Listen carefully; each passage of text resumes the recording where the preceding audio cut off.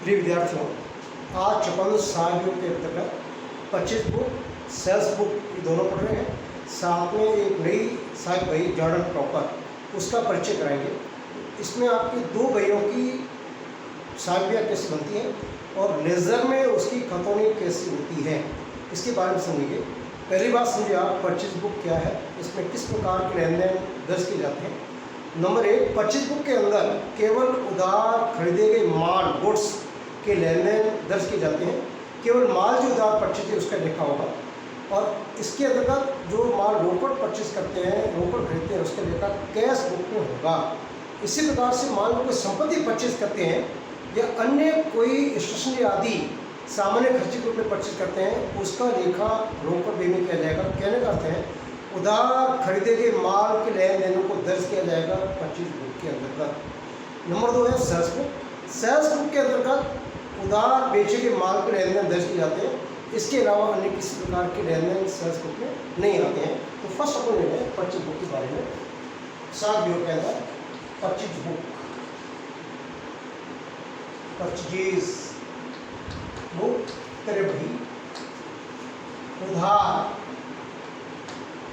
क्रय किए गए, उधार क्रय किए गए माल के लेन देन दर्ज किए जाते हैं, दर्ज किए जाते हैं। लेकिन आज हम लेंगे सेल्स बुक के अंतर्गत केवल इतना अंतर होगा। सेल्स बुक के अंतर्गत उधार बेचे के माल के जो लेन देन है वो आएंगे। तो फर्स्ट एक क्वेश्चन अपन ले रहे हैं 25 बुक का, फिर इसकी लेजर आपको निम्न विवरणों के साथ क्रय तैयार कीजिए एवं खाता बही में इसकी खतौनी कीजिए। यानी इस 25 बुक की लेजर भी आपको बनानी है। अब इसको आप कैसे करेंगे, इन व्यवहारों को देखें आप, 3 टाइप्स आपको देखें, ये आपको तय करना है कि कौन कौन से लेन देन 25 बुक में आएगा और कौन सा लेन देन 25 बुक नहीं आएगा। 3 जो लेन देन नंबर दिया है, 1 अप्रैल 2020 राकेश एंड सन से माल खरीदा, उधार हो गया। जब किसी पार्टी का नाम दे रखा है, रोकड़ शब्द नहीं है, उधार हो जाएगा। ये लिखा होगा राकेश एंड सन से उधार माल खरीदते हुए उधार ही है। क्या खरीदा हमने? 100 table eight the rate of ₹400 each और 200 chairs eight the rate of ₹300 each. 100 table खरीदे हमने, देखिए 400 की प्रति मेज की दर से और 200 कुर्सियाँ खरीदी है प्रति कुर्सी 300 की दर से। और ट्रेड डिस्काउंट आपको दिया 10%। आप जानते हैं ट्रेड डिस्काउंट आपको लेस करना है, इसका लेखांकन नहीं होता है, लेकिन नेट अमाउंट ज्ञात करने के लिए 10% आपको भरना पड़ेगा। उसी प्रकार से हरियर सन्स को सन से माल खरीदा, ये भी 25 में आएगा। तीसरा जो लेन देन ध्यान से आप देखें, 15 अप्रैल गोपाल एंड सन से रोकड़ माल खरीदा, इसका लेखा आपको रोकड़ में करना होगा। इसका लेन देन आपको 25 में नहीं करना है। कहने का ये लेन देन आपका नहीं होगा। सिर्फ 2 लेन देन है 25 में आप दर्ज करेंगे। अब इसमें कॉलम है, कॉलम आपका अपना डेट है, पार्टिकल से लेजर फोलियो इनवॉइस नंबर है, डिजिट नंबर, एक प्रमाण का काम करेगा। और डेटल अमाउंट सारी कैलकुलेशन होगी, जो भी कैलकुलेशन गणना होगी। और उसके बाद में ट्रेड डिस्काउंट का एडजस्टमेंट करने के बाद जो अमाउंट रहेगा वो आपका नेट अमाउंट है। अब इसको आप कैसे करेंगे, याद रखना, अप्रैल 1 2020 या 1 अप्रैल 2020 राकेश एंड सन से माल खरीदा जाएगा। राकेश एंड सन्स, इसको अंडरलाइन कीजिए। ये आपका ये विक्रेता है, ये लेनदार हमारा है, जिनसे अपना उधार माल परचेज कर, उसका नाम आएगा, पार्टी का नाम आएगा। अब क्या खरीदा है? 100 टेबल्स, इसकी विगत detail 100 tables eight the rate of ₹400 each. अब यहाँ से जो क्या 100 टेबल है, एक टेबल का 400 को 40,000, डिटेल के अंदर आएगा इसकी सीधे 40,000 रुपये। अब उसके बाद सेकंड जो अपने माल के रूप में खरीदा 200 कुर्सियाँ, अगर 300 रुपये प्रति कुर्सी है, या 200 chairs eight the rate of ₹300 each. अब इसका अमाउंट होगा 60,000 रुपये, 60,000। अब उसके बाद में आप ट्रेड डिस्काउंट, इसका योग किया 1 लाख रुपये लेस। ट्रेड डिस्काउंट आपको हमेशा घटाना है, यदि क्वेश्चन दिया जाए trade discount at the rate of 10%। अब 1,00,000 का 10% आपको 10,000 बढ़ा के नेट अमाउंट आएगा 90,000 रुपये। मैंने हमने 90,000 रुपये का माल इस राकेश एंड सन्स से माल परचेज किया है। अब आपको इनवॉइस नंबर आपको दिया 42, तो यहाँ इनवॉइस नंबर पे आ जाएगा राकेश एंड के सीधे 42 नंबर। ये आपका प्रमाण पढ़ने का काम करेगा। इस वाउचर को देखकर से मालूम पड़ेगा कौन कौन सा माल परचेज किया है। अब इसको इस बैलेंस शीट को बंद करके क्लोज कीजिएगा। अब उसके बाद में 5 अप्रैल हरी एंड सन्स से माल खरीदा, ये भी इसी में आएगा 5 April Hari and sons, Harish and sons underline क्या खरीदा हमने 20 sofa set at the rate of 10,000 each. ये देखो 20 sofa set at the rate of rupees 10,000 each, 10,000 एक सोफे के 10,000 10,000 ईच। 20 इंटू 10,000 2 लाख रुपए, डिटेल के अंदर आएगा 2 लाख। अब उसके बाद में सेकंड जो कोर्स हमने परचेज किया है सही से, सो उसको eight the rate of 200 each, 100 stools eight the rate of rupees 200 each. 100 into 2 से 20,000 रुपये, योग कीजिए 2,20,000 रिटर्न में। अब आपको 10% आपको दिया है इसमें ट्रेड डिस्काउंट या less trade discount at the rate of 10%, 2,20 का 22,000 रुपये घटाइए। अब यहाँ एक और आपको दिया है पैकिंग चार्ज 1,000 रुपये, ये भी आपको जोड़ना पड़ेगा, इसको बढ़ाइए 2,20 के 1,98। पैकिंग चार्जेस आपको जोड़ना है, एड पैकिंग चार्जेस हमारे से मांग रहा है पैकिंग चार्जेस 1,000 रुपये, यहाँ लिखिए 1,000 जोड़ के आएगा 1,99,000। अब उसके बाद जो लास्ट गोपाल से रोकड़ माल खरीदा, इसका लेखा यहाँ नहीं होगा, इसके लेखा आपको कैश बुक करना पड़ेगा। इसको यहाँ से बंद कीजिए, यहाँ से योग कीजिए इसका 9 का 9 9 18 2,89,000। अब इसको आपको क्या करना है, 25 को बंद करना है। याद रखें महीने के अंत में 30 अप्रैल। अब याद रखें आपने पढ़ा था परचेज अकाउंट में जो शेष होता है डेबिट होता है, ये आएगा 25 को बंद करते हैं। परचेज अकाउंट दिया महीने के अंत तारीख को, परचेज अकाउंट दिया, इस 2,89 रिसीव आपको पढ़ना है, ये आपकी परचेज बुक होगी। अब उसके बाद में आपको जो सुना उसकी लेजर, इसकी जो लेजर का तरीका है देखना, लेजर ऑफ परचेज बुक करे बे की खतौनी आप कर रहे हैं।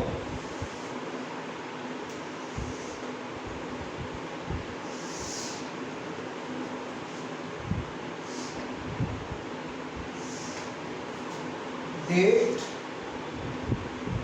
पार्टिकुलर्स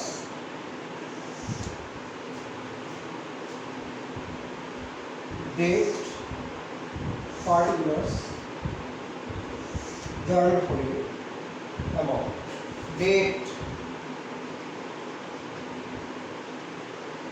पार्टिकुलर्स, यहाँ आप जर्नल खोलिए, ये रोज नाम से कलेक्ट करें, रोज नाम से amount DR side, date particulars JN, amount CR side. अब यहाँ जो लेजर 3 अकाउंट खुलेंगे, सबसे पहले आप खोलिए जिस भाई को जिससे बंद किया उसका अकाउंट, उसके बाद में Rakesh and sons, Hari and sons. तो फर्स्ट अपन खोलते हैं परचेज अकाउंट। परचेज अकाउंट याद रखें 25 बुक को आपने बंद किया परचेज अकाउंट डेबिट से, तो परचेज के डेबिट के अंदर आपको लिखना 30 अप्रैल 2020 to sundries as per purchases book, इसका अर्थ होता है क्रय व्यय के अनुसार उधार जो माल परचेज किया है 2,89,000, 2,89,000। अब उसके बाद में दूसरा अकाउंट खुलेगा Rakesh and sons, number 1। Number 2 Rakesh and sons. अब यहां सीआर में आएगा, इसकी जमा करो क्या, तारीख 1 अप्रैल 2020 बाई परचेजेस, इसका आप क्रेडिट करेंगे, जमा करेंगे क्योंकि हमारे से मांग रहा है पैसा, और एंट्री बढ़ते परचेज अकाउंट या तो राकेश एंड सन्स।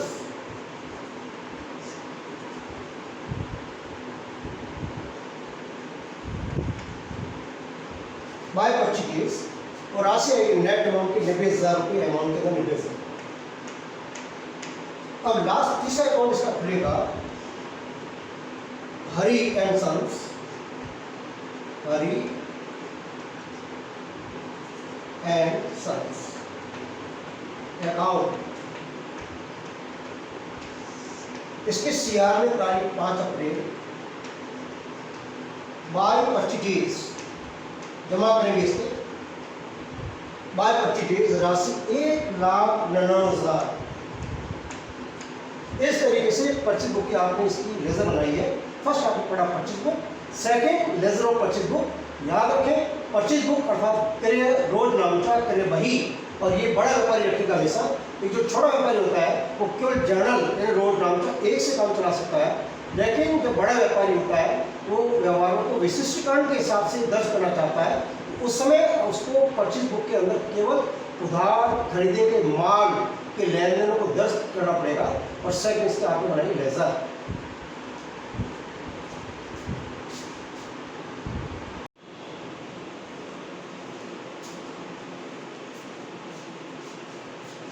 अब देखना सेकंड में आपको समझा रहा हूँ सेल्स बुक के बारे में।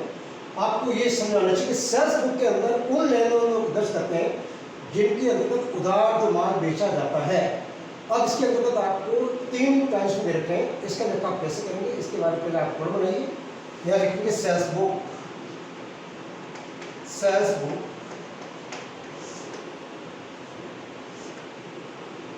Date particulars invoice number dated amount amount.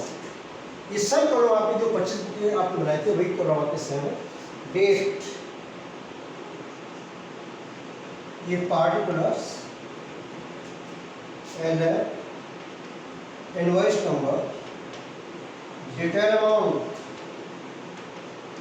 Return amount और नेट अमाउंट। अब इसमें देख लो फर्स्ट आपको दिया 1 मई 2020 राजेश एंड सन्स को माल बेचा। यह आएगा तारीख 1 मई 2020। किसको माल बेचा? राजेश एंड सन्स को आएगा राजेश एंड सन्स। अंडरलाइन क्या बेचा है? 50 टेबल 50 टेबल्स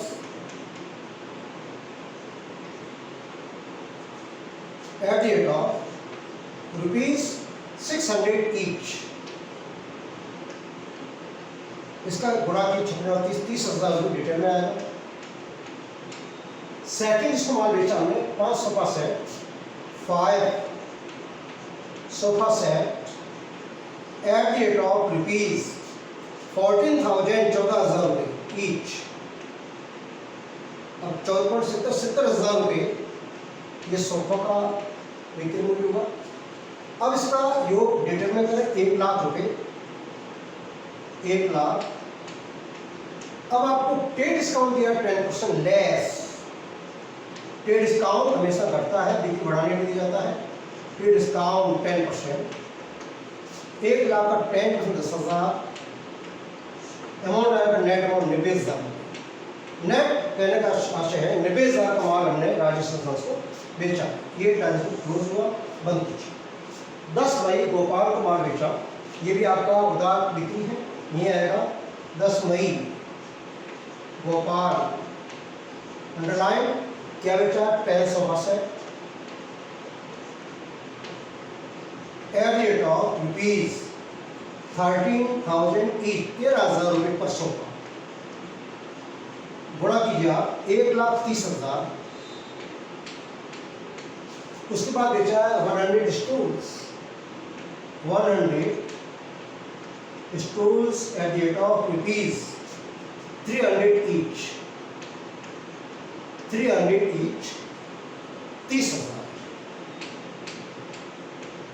इसके अलावा अन्य कोई सामने नहीं है, जो करें इसका 160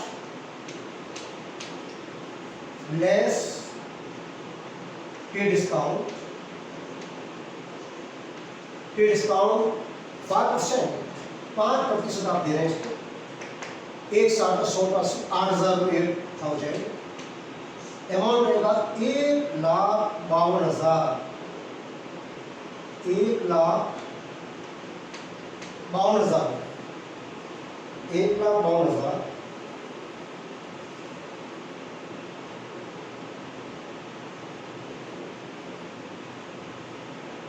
अब इसको बंद करेंगे अपन सेल्स बुक को। ध्यान है आपने 25 बुक को बंद किया था 25 अकाउंट डेबिट से, और यह सेल्स बुक मई के ट्रांजेक्शन 31 मई लास्ट डेट आएगी महीने की। Sales account CR, sales account CR, sales book को बंद करेंगे सेल्स अकाउंट सीआर से। इसका योगी नंबर 14 242 2,42,000। अब आपको मैं समझा रहा हूँ इसकी लेजर। लेजर आप देखिए, यहाँ लिखिए लेजर